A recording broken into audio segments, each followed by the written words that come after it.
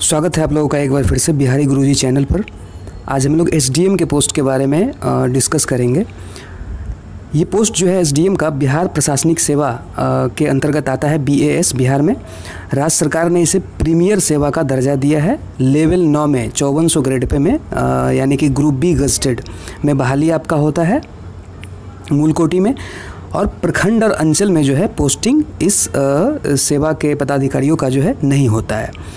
संवर्ग का संरचना हम देखें तो मूल कोटि का पद जहां से आपका जो है एंट्री होता है, बीपीएससी से बहाली होता है एसडीएम के रूप में। उसके बाद उप सचिव होता है पहला प्रमोशन, दूसरा प्रमोशन आपका अपर समाहर्ता, तीसरा संयुक्त सचिव, चौथा अपर सचिव और पांचवा जो है विशेष सचिव के रूप में। ये हो गया इसका संवर्ग का कैडर का जो स्ट्रक्चर है वो ये हो गया। अब मूल कोटि का जब बात आता है, जब बीपीएससी से बहाली होता है तो आप नोटिफिकेशन में देखते होंगे कि अनुमंडल पदाधिकारी ऑब्लिक वरीय उपसमाहर्ता एवं समकक्ष स्तर, ठीक है। तो एसडीओ हो गया, उसके बाद एसडीसी हो गया एवं समकक्ष स्तर इसके लेवल में, और जो भी है इसके इक्विवेलेंट पोस्ट, ठीक है। तो मूल कोटि में पोस्टिंग का हम बात करें तो देखिए अनुमंडल स्तर पर एसडीओ का जो हो गया, फिर समाहरणालय में आपका जो है एसडीसी के रूप में, फिर जिला और अनुमंडल स्तर पर अन्य विभागों में भी आपका पोस्टिंग होता है। अभी सब हम देखेंगे। तो मेनली यहाँ पर हम ये बताना चाह रहे हैं कि पोस्टिंग जो है आपका, जब आप मूल कोटि में आएंगे, ज्वाइन करेंगे, तो ये 3 लेवल में जो है पोस्टिंग हो सकता है आपका, होता है अनुमंडल में, समाहरणालय में और जिला अनुमंडल लेवल पर अन्य विभागों में जो है विभाग का हेड कहिए या जो कहिए उसके रूप में आपका पोस्टिंग होगा। तो अनुमंडल स्तर पर हम बात करें तो देखिए अनुमंडल स्तर पर आपका एसडीओ में तो होता ही है पोस्टिंग आपका अनुमंडल पदाधिकारी के रूप में। उसके बाद अपर अनुमंडल पदाधिकारी का पोस्ट क्रिएट किया गया है, एडिशनल एसडीओ। तो एक एक पोस्ट हर अनुमंडल में जो है इसका भी है। उसके बाद अनुमंडलीय लोक शिकायत निवारण पदाधिकारी का एक एक पोस्ट हर अनुमंडल में है। तो 101 जैसा कि पता है आप लोगों को कि अनुमंडल है बिहार में, तो तीनों पद जो है हर अनुमंडल में एक एक इसका है, ठीक है। एक तो ये हो गया, तो 300 का अप्रॉक्स जो है ये हो गया आपको अनुमंडल लेवल पर। उसके बाद समाहरणालय में हम बात करें तो वरीय उपसमाहर्ता एसडीसी, ठीक है। तो जैसे समाहरणालय में आप देखते होंगे कि हर शाखा अलग अलग जो है शाखा बना हुआ है सबका, जो है गोपनीय शाखा हो गया, स्थापना हो गया, नजारत हो गया। तो किसी एक शाखा का जो है आपका जो है हेड के रूप में आप काम करेंगे वहाँ पर वरीय उपसमाहर्ता के रूप में। तो जिला के अनुसार जो है ये पोस्ट वैरी करता है हर समाहरणालय में।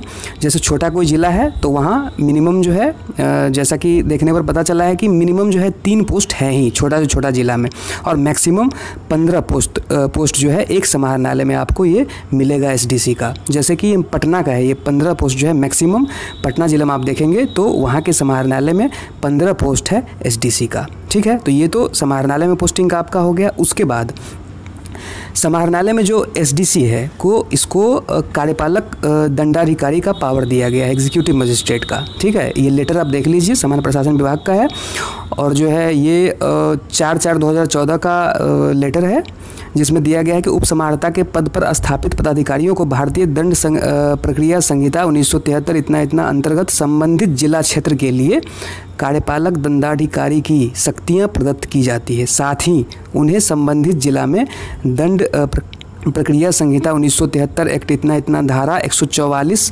प्रयोग करने हेतु भी शक्तियां प्रदान की जाती है, ठीक है। तो धारा 144 लगाने का भी शक्ति जो है आपको प्रदान किया गया एसडीसी को। उसके बाद जिला अनुमंडल स्तर पर अन्य विभागों का हम बात करें जहां आपका पोस्टिंग होता है, तो जिला पंचायती राज पदाधिकारी के रूप में आपका पोस्टिंग हो सकता है, डीपीआरओ। उसके बाद भूमि सुधार उपसमाहर्ता डीसीएलआर। उसके बाद जिला भू अर्जन पदाधिकारी, उसके बाद उप नगर आयुक्त, नगर कार्यपालक पदाधिकारी इत्यादि, इस तरह का और भी जो भी है, ठीक है। ये जो पॉपुलर पोस्ट है कुछ जो है उसका हम चर्चा यहाँ पर कर रहे हैं। उसके बाद जब आपका मूल कोटि से वरीय उपसमाहर्ता या अनुमंडल पदाधिकारी या समकक्ष स्तर जो है आप उसका मूल कोटि से जब आपका प्रमोशन होगा पहला, तो आपका उप सचिव में होगा फर्स्ट प्रमोशन, ठीक है। जैसा कि यहाँ पर आपको लेवल में दिखा है संवर्ग की संरचना में, तो मूल कोटि के बाद आपका उप सचिव में प्रमोशन होगा। तो उप सचिव में जब आपका प्रमोशन होगा, पहला प्रमोशन, तो किसी विभाग में उप सचिव के रूप में आपका पोस्टिंग हो सकता है। उसके बाद यहाँ पर ध्यान देने लायक बात है कि जिला परिवहन पदाधिकारी का जो पोस्ट है DTO, वो आपको उप सचिव लेवल में मिलेगा। उप सचिव लेवल के जो होते हैं बिहार प्रशासनिक सेवा के अधिकारी, उनको ये दिया जाता है। उसके बाद जिला आपूर्ति पदाधिकारी जो होते हैं DSO, वो भी उप सचिव लेवल में आपको मिलेगा। उसके बाद मंत्री के जो आप्त सचिव होते हैं, वो भी जब उप सचिव आप बनेंगे, उप सचिव लेवल में जाएंगे पहले प्रमोशन से, उसके बाद आप मंत्री के आप सचिव बन सकते हैं। उसके बाद सचिव नगर निगम में बन सकते हैं, नगर दंडाधिकारी बन सकते हैं। उसके बाद विभागीय लोक शिकायत निवारण पदाधिकारी के पद पर आपका पोस्टिंग किया जा सकता है। इस तरह का जो है ये जो पॉपुलर पोस्ट है कुछ उसके बारे में हम बताए हैं आपको। संख्या ज़्यादा इसी का है, इसके अलावा जो भी है 1 2 3 करके ऐसे ऐसे है उसका। अब सेकेंड प्रमोशन जब आपका होगा उप सचिव से अपर समाहर्ता में, ठीक है, तो जिले लेवल में देखिए ADM जो है, ADM एक ही नहीं होता है। ADM तो हर जिला में 38 जिला है तो 38 ADM होना ही है, ठीक है, DM के बाद। उसके बाद 3 और भी ADM का पोस्ट क्रिएट किया गया है। ADM विभागीय जांच एक होता है, ADM आपदा प्रबंधन, ADM लोक शिकायत निवारण, ठीक है। तो इस तरह से 4 ADM प्रत्येक जिला में हो गया आपको जो है। उसके बाद यहाँ पर ध्यान दीजिए कि DDC का जो पोस्ट होता है वो आपको अपर समाहर्ता लेवल में मिलता है, ठीक है। जब आप ADM के लेवल में आ जाएंगे फिर आप DDC के रूप में अपॉइंटमेंट आपका वहाँ पर किया, DDC का पोस्ट आपको दिया जा सकता है। उसके बाद प्रमंडल लेवल में हम बात करें तो डिप्टी डायरेक्टर, पंचायती राज का डिप्टी डायरेक्टर जो होता है कमिश्नरी लेवल पर, वहाँ पर आपका पोस्टिंग होगा। 9 प्रमंडल में ये एक पोस्ट है, टोटल 9 पोस्ट है इसका। उसके बाद डिप्टी डायरेक्टर खाद्य का, ये भी 9 पोस्ट है टोटल प्रमंडल लेवल पर। उसके बाद ज्वाइंट कमिश्नर RTA जो होता है, रीजनल ट्रांसपोर्ट अथॉरिटी, परिवहन विभाग का, उसके रूप में आपका पोस्टिंग हो सकता है। तो ये जो है फेमस पोस्ट कुछ है। उसके बाद जनरली हम यहाँ तक आपको अपर समाहर्ता तक का, सेकंड प्रमोशन तक का बताया है, क्योंकि जनरली यहाँ तक लोग जाते हैं, चले ही जाते हैं, ठीक है। उसके बाद जो है आपका ज्वाइंट, एडिशनल और स्पेशल सेक्रेटरी, संयुक्त सचिव, अपर सचिव और विशेष सचिव, तो ये तीनों जो है, इसका भी आप एक तरह से देखें तो विभागीय मुख्यालय जो है विभाग का, वहाँ पर आपको ज्वाइंट सेक्रेटरी के रूप में हो सकता है, एडिशनल सेक्रेटरी के रूप में, स्पेशल सेक्रेटरी के रूप में, 3rd, 4th और 5th प्रमोशन का ये बात है, ठीक है, जिस भी लेवल में आपका प्रमोशन होगा। और उसके अलावा भी प्रमंडल लेवल पर भी कुछ पोस्ट है, ठीक है, वहाँ पर आपका हो सकता है। और एक और चीज़ यहाँ पर कि BAS से, बिहार प्रशासनिक सेवा से जब आपका IAS में प्रमोशन होता है तो प्रमोशन मिलने पर आपको संयुक्त सचिव लेवल में ही एंट्री दिया जाता है IAS बना करके, ठीक है। इस पर एक अलग से वीडियो लाना होगा, नहीं तो वीडियो आपका जो है लंबा हो जाएगा कि कैसे जो है स्विच होता है आपका कैडर BAS से IAS के रूप में, जो है कैसे आप जाते हैं, BAS से IAS कैसे बनते हैं और कैसे कैसे पोस्टिंग आपका होता है, किस पद पर होता है, इसके बारे में अलग से वीडियो बनाकर हम बता देंगे आपको। उसके बाद गाड़ी सबसे बड़ा मुद्दा है। काफ़ी लोग जो है कंफ्यूज हैं, कई लोग जो है मजाक भी बनाते हैं कि जो है बाइक से जाता है वो फलना ज्वाइन किया है, उसको गाड़ी नहीं है, ये है वो है। सीधा एक लाइन में आप समझिए, चाहे आपका कलेक्ट्रेट में पोस्टिंग हो SDC के रूप में, चाहे अनुमंडल में हो, ठीक है, चाहे किसी भी विभाग में आपका, आप जब मूल कोटि में ज्वाइन करेंगे, ठीक है, तो हर एक BAS के पदाधिकारी के लिए गाड़ी का प्रावधान है। यहाँ पर अंडरलाइन हम किए हैं, प्रत्येक वरीय उपसमाहर्ता को वाहन उपलब्ध कराना, ठीक है। ये लेटर 14/1/2020 का लेटेस्ट लेटर है, ठीक है।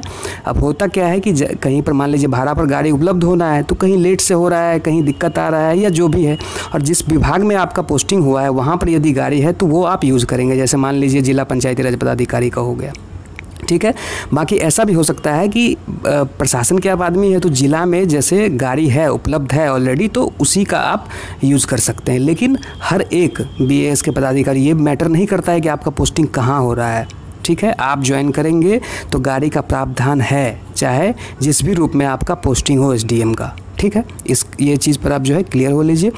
उसके बाद सैलरी का हम बात करें, मूल कोटि में जब आप ज्वाइन करेंगे तो जून 2020 के हिसाब से हम ये बता रहे हैं आपको, बेसिक पे 53,100 है, ग्रॉस पे आपका लगभग 78,000 का अप्रॉक्स बनेगा, 1-2 हज़ार इधर उधर हो सकता है, एक जो है लगभग ये बता रहे हैं हम आपको।